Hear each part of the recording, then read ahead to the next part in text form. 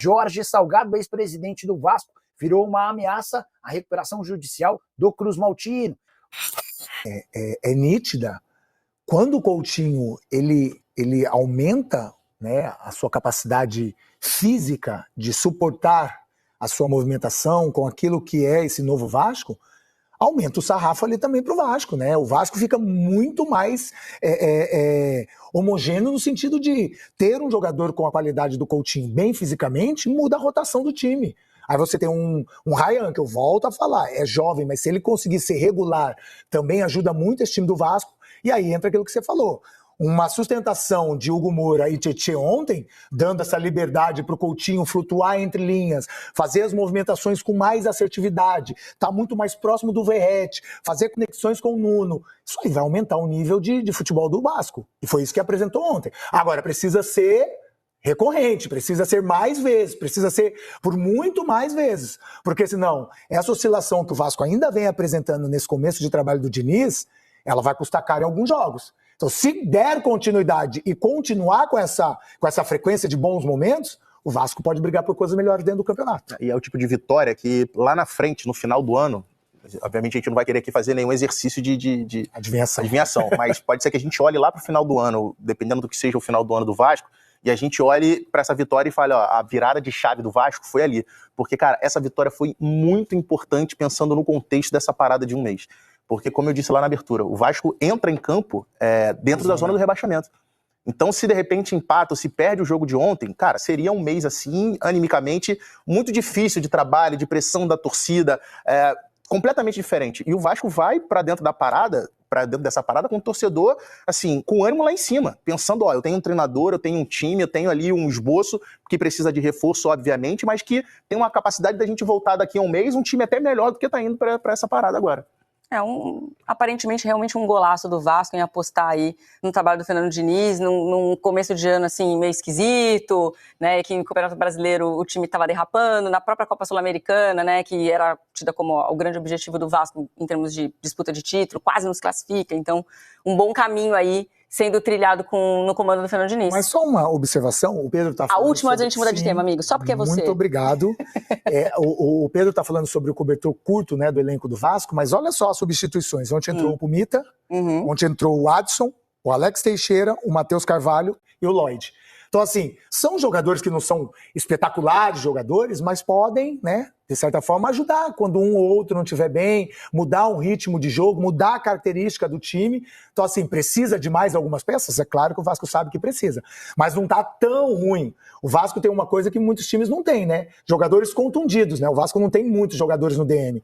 E isso ajuda com esse mês aí que o Diniz agora vai ter de trabalho, que não é um mês, né? Que tem a folga, que tem alguma coisa, mas tem jogadores que podem sim ajudar esse Vasco. Eu acho bem abaixo. Não, sim, acho bem abaixo. Mas ainda Desses tem. jogadores que você citou, por exemplo, pra mim só o Adson é um jogador que tá ali num contexto de repente disputar Você não acha o Matheus Carvalho? Agora, pra mim mas pra mim é bem abaixo do Hugo Moura e do próprio o Tietchan, então, acho por exemplo. O Lloyd é uma outra característica. Pra mim, o Lloyd e Alex Teixeira.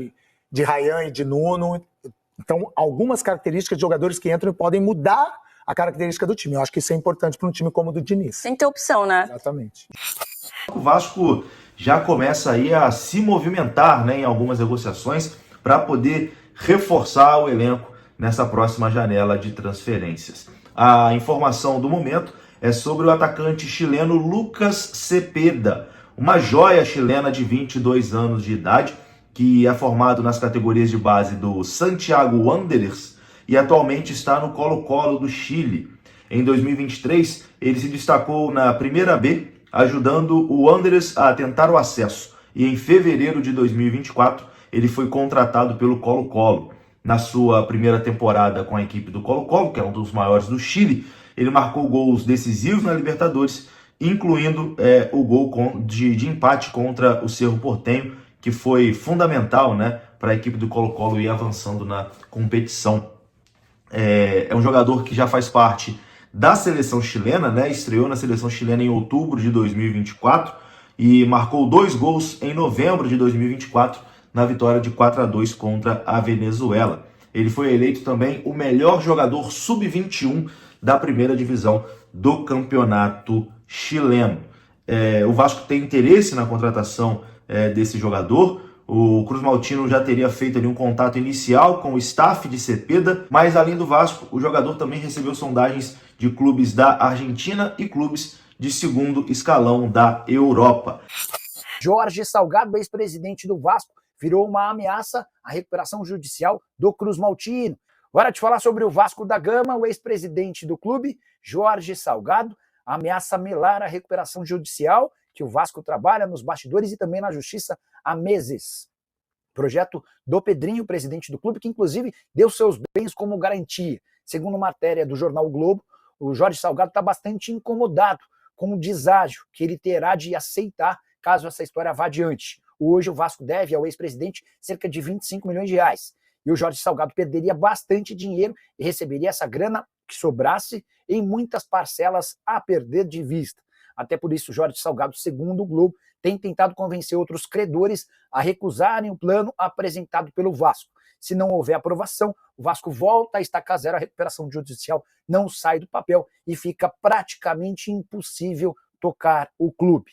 Com a lembrança de que o Vasco contava com o dinheiro da 777, mas assim que o Pedrinho vai ao poder via ação na justiça e saca o pessoal da 777, logo de cara a empresa americana deixa de colocar 270 milhões de reais que estavam previstos para a temporada passada. Desde então, o Vasco sofre com inúmeros problemas financeiros. E até no dia seguinte é uma grande apresentação com vitória contra o São Paulo por 3-1. Sempre tem uma notícia ruim para ser dada sobre o Cruz Maltino.